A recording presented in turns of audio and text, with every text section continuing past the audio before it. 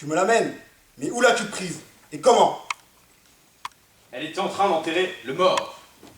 Tu sais tout. Comprends-tu ce que tu dis? Et dis-tu là la vérité? Certes, c'est elle que j'ai vu ensevelir le mort défendu. Est-ce clair et net? Comment l'avez-vous vue et prise sur le fait? Voilà. Sitôt de retour, et toujours sur le coup des effroyables menaces, nous balayons entièrement la poussière qui couvre le mort. Nous essuyons de notre mieux le cadavre qui se défait. Puis, nous nous asseyons au sommet des rochers, bien au vent, pour que l'odeur qui s'en dégage ne parvienne pas jusqu'à nous. À ce moment, un soudain vent d'orage fait se soulever du sol une trompe de poussière. Un vrai fléau céleste qui envahit la plaine. C'est alors que nous voyons la fille. Elle est là. Pousser les cris perçants de l'oiseau qui se désole à la vue de son nid vide où manquent ses petits. Telle à voir le cadavre ainsi dépouillé, elle éclate en sanglots et lance des malédictions féroces contre les auteurs du méfait. Puis, de ses mains, elle apporte à la fois de la poussière sèche et une aiguière en bronze martelée, qu'elle lève en l'air pour répandre sur le corps l'hommage d'une triple libation. Mais nous avons tout vu. Nous précipitons, nous saisissons d'elle. Rien toutefois ne la démonte. Nous l'interrogeons sur ce qu'elle a fait hier et aujourd'hui, elle ne nie rien. Et j'en ai pour ma part plaisir et peine tous ensemble.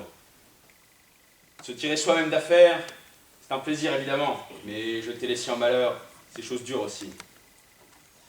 Après tout cependant, je me trouve ainsi fait que le soin de ma vie passe avant tout le reste.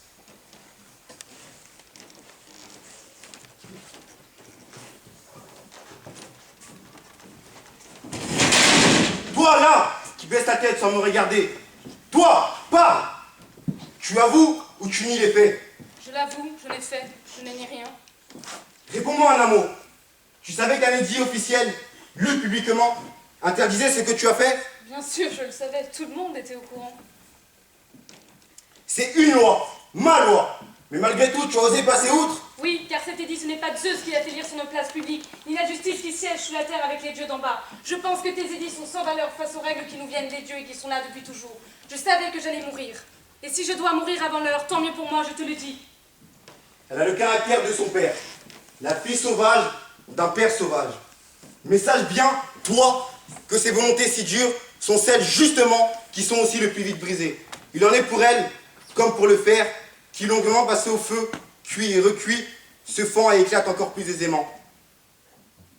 Ne voit-on pas un simple bout de frein se rendre maître d'un cheval emporté? Non! On n'a pas hâte de faire le fier lorsqu'on est aux mains des autres. Cette fille a déjà montré son insolence en passant outre à des lois établies.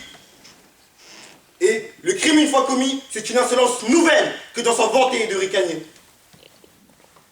Désormais, ce n'est plus moi, mais c'est elle qui est l'homme si elle doit s'assurer impunément d'un tel triomphe.